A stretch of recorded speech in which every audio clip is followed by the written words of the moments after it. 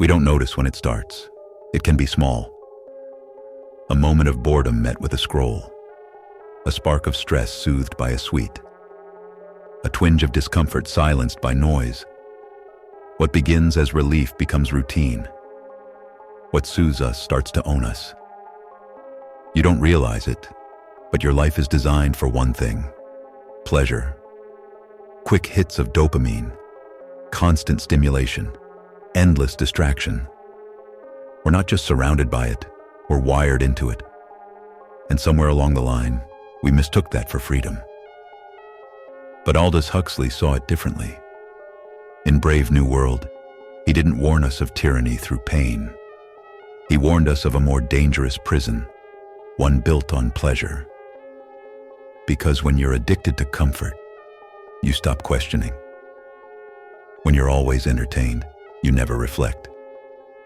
And when every discomfort is numbed, you forget what it means to feel deeply about yourself, about the world, about life. You scroll, you binge, you consume, but you don't connect, you don't grow. And without even realizing it, your capacity for discomfort shrinks. So now, anything difficult feels unbearable. Anything slow feels pointless. Anything quiet feels empty. But here's the paradox. The more you chase pleasure, the less joy you feel. Because pleasure without purpose becomes noise. And noise, over time, becomes suffering. You were not built for constant comfort. Your nervous system needs contrast. Your mind craves depth.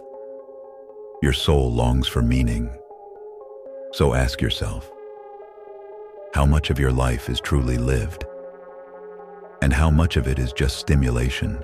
It's easy to believe that we're in control, that our choices are ours, that the way we scroll, snack, swipe, and consume is just convenience, just modern life. But what if it's not? What if the architecture of our daily experience is built to make us numb? Look closer. Every platform, every app, every advertisement designed not to inform or connect, but to hijack.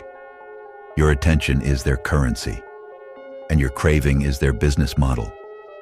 You're not just using these tools, you're being used by them. This is where Aldous Huxley's prophecy begins to echo, louder than Orwell's. Because unlike a dystopia ruled by fear, ours is ruled by comfort, controlled not by pain, but by pleasure. He warned of a world where people would love their servitude, where truth would drown in a sea of irrelevance, where amusement would become a strategy of control. Think about that. We don't question the system because we're too entertained to notice. We don't challenge our discomfort because we've got a notification to check. And we don't face our emotions because there's a playlist, a video, a snack, a scroll, always within reach to mute the noise. But here's the deeper tragedy. The more you rely on pleasure to escape, the less capable you become of handling life itself. Untrained in boredom, you fear stillness. Untrained in discipline, you chase every impulse.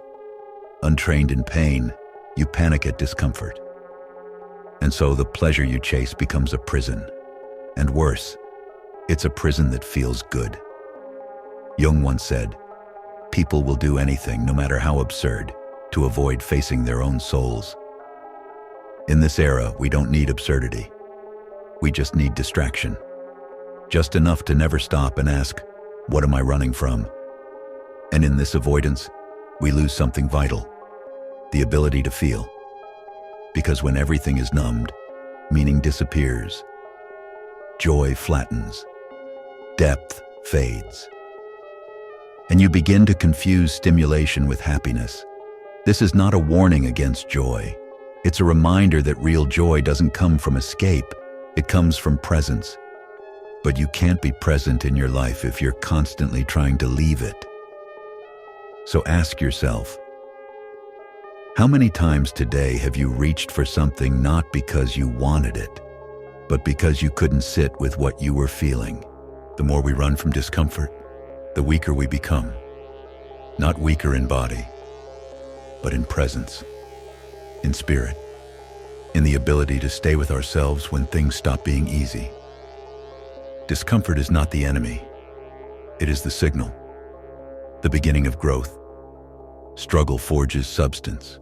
Stillness grows strength. Silence reveals what noise conceals. But in a world addicted to stimulation, we've lost patience for the slow magic of being. We medicate every ache with a tap, a scroll, a sip, a click. Feel a pang of boredom? Open an app. Feel a flicker of anxiety? Distract. Feel the weight of sadness? Shop. We don't heal. We don't integrate. We override. And the cost? It's not just attention. It's not just focus. It's our ability to hold space for ourselves. To be with our own humanity without flinching. Because here's what no one tells you. The more you avoid discomfort, the more monstrous it becomes in your imagination. Your nervous system forgets how to self-regulate. You become fragile, irritable, shallow. Not because you are broken, but because you are overstimulated and underembodied. Aldous Huxley saw it coming. Not a future ruled by terror, but by seduction. A culture where pleasure becomes pacifier.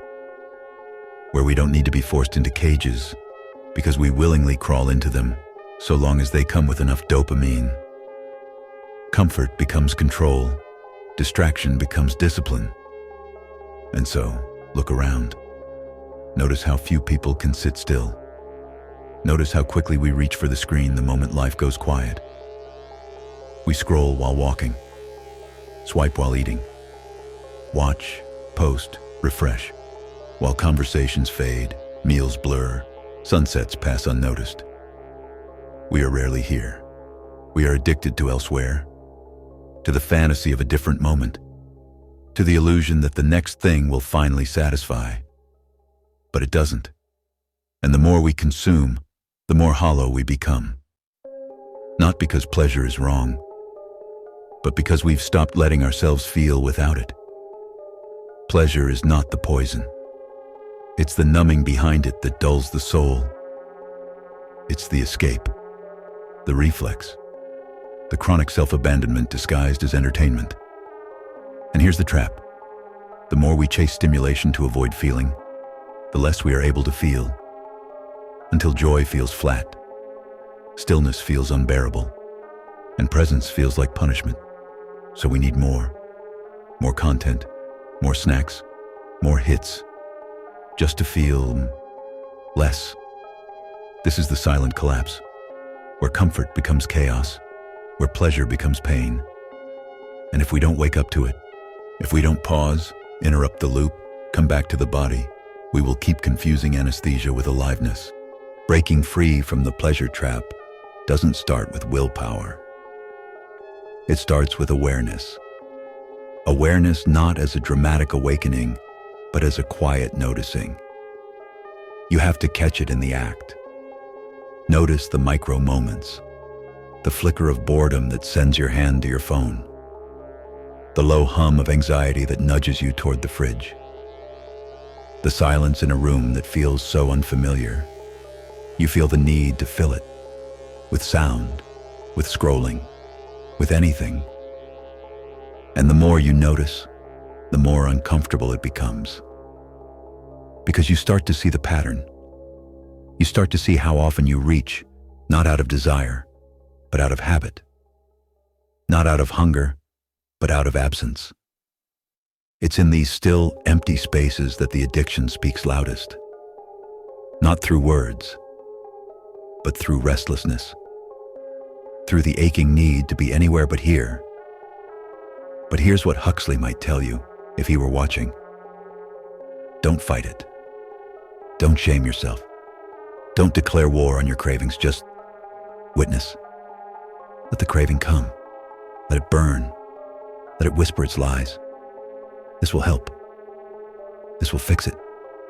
This will make you feel better. And then let it pass. Because if you don't act on it, if you resist the reflex, you start to hear what lies beneath it. Every craving is a cover, a veil over an emotion you didn't want to feel. Loneliness, fear, grief, the subtle hum of meaninglessness. We chase pleasure not because we are weak, but because we are wounded, because we were never taught how to sit in the storm without running. But the truth? That's where the healing is. We are not built for endless stimulation. Our bodies aren't machines. Our minds aren't meant to process 1,000 inputs before breakfast. Our souls, whatever name you give them, crave stillness, crave slowness, crave space. Without stillness, there is no reflection. Without reflection, no direction. Without direction, no meaning. So how do you begin to escape the trap? You start with something radical. You choose boredom. Yes, boredom, the emotion we've been taught to fear like death, because boredom isn't emptiness, it's space. And in that space, something ancient awakens. Imagination, intuition, memory, desire, not the addictive kind, but the deep kind, the kind that points to purpose. So you sit, you breathe, you don't reach for the phone, you don't run, you stay. And yes, at first it feels like withdrawal. Your skin itches, your thoughts race, your heart begs for distraction. But stay, because just beyond that discomfort, just beyond that moment when you think, I can't take this, is a doorway back to yourself. And here's the paradox. The less you chase pleasure, the more joy you begin to feel. Not the synthetic highs of instant gratification, but the quiet, steady hum of presence. You feel the air in your lungs. You taste your food. You hear your own thoughts. Some painful, yes, but also clear. You stop surviving life and start living it. And the cravings? They don't disappear, but they stop owning you. And slowly you remember, you were never meant to be a machine seeking hits. You were meant to be human, present, whole, awake.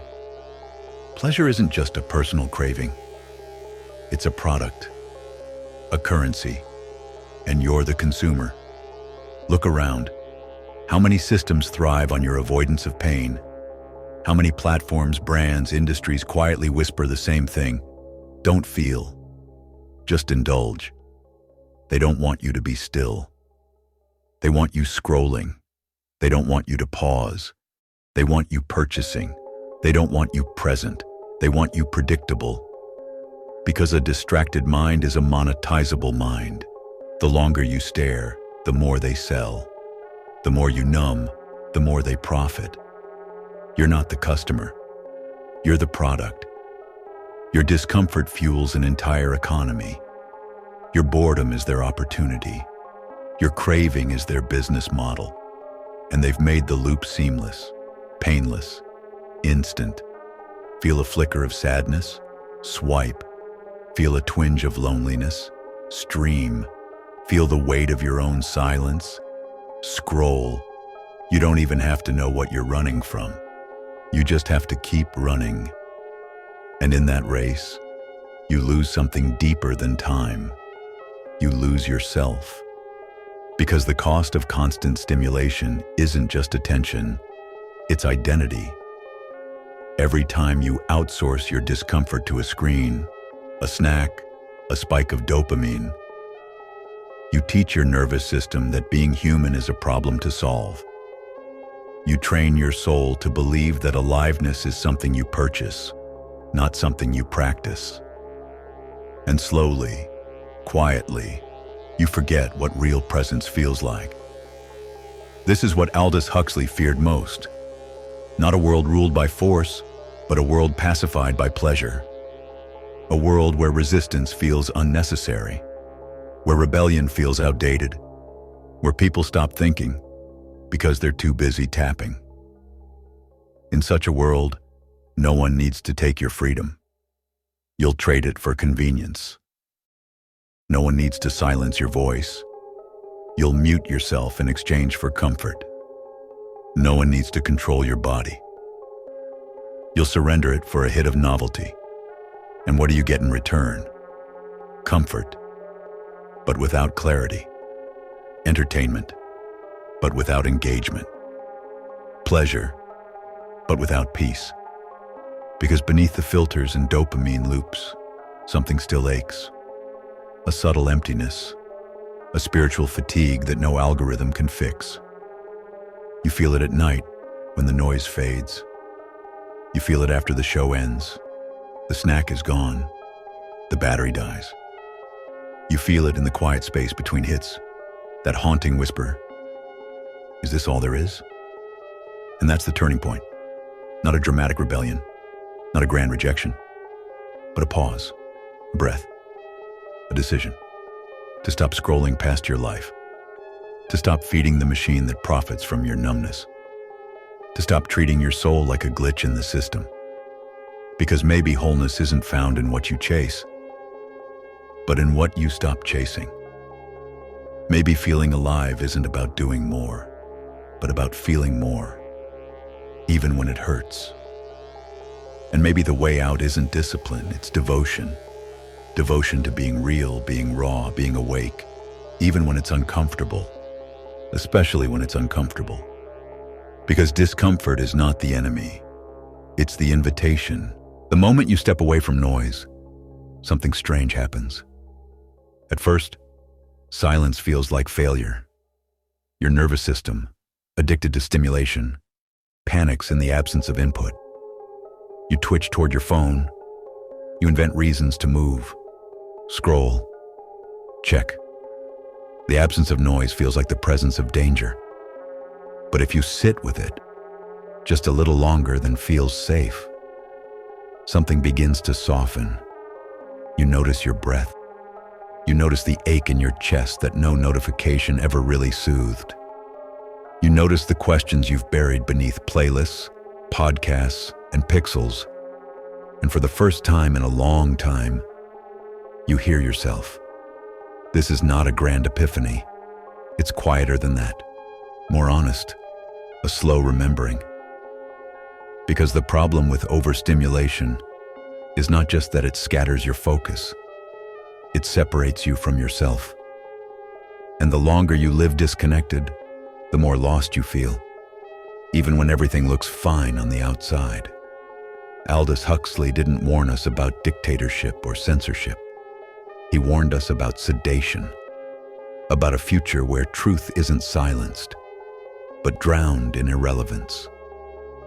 A future where comfort becomes the leash, where pleasure is the cage, where we don't need to be imprisoned because we've already chosen numbness over awareness. And he was right. We've mistaken stimulation for meaning. We've confused constant access with real connection. We've built lives around avoiding discomfort, never realizing that discomfort was the doorway. Because beneath discomfort is clarity.